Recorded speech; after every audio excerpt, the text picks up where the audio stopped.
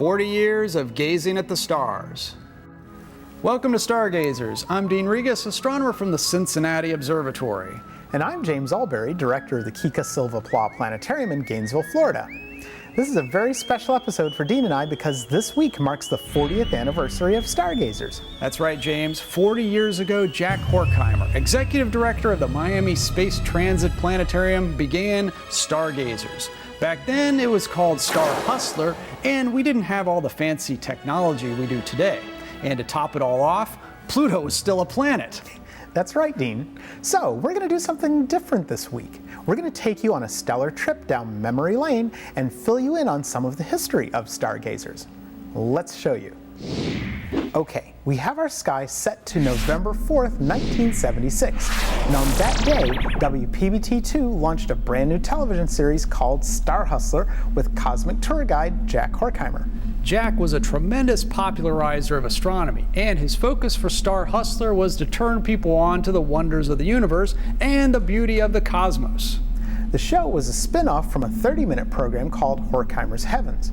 But to make the show more attractive and timely, it was shortened to the current 5-minute and 1-minute versions we have today.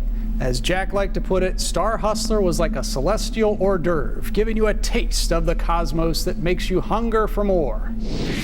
I was 9 years old when Star Hustler started, and it would always come on just before WPBT signed off for the day.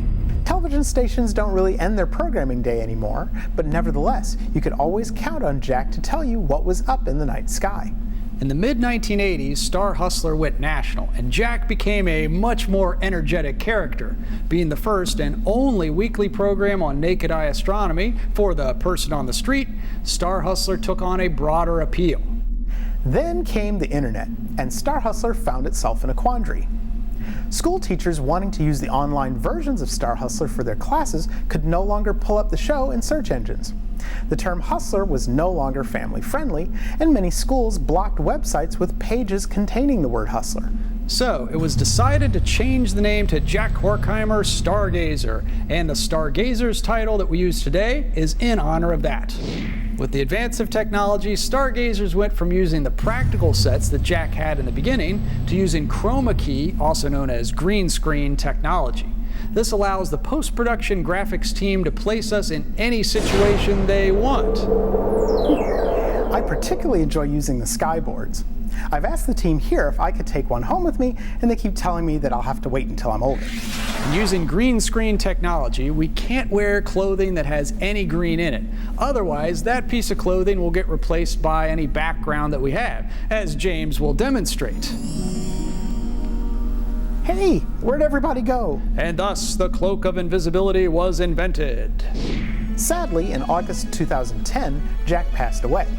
However, his legacy lives on through the continued support of Stargazers by viewers like you, the benefactors of South Florida PBS, and donors who support public television. In October 2011, James and I became part of the Stargazers team, along with Marlene Hidalgo, one of the local science teachers here in South Florida. After 2 years of helping us share the night sky with all of you, Marlene and her family moved to the northeastern United States in early 2014. The philosophy behind Stargazers has always been to encourage everyone to go outside and look up.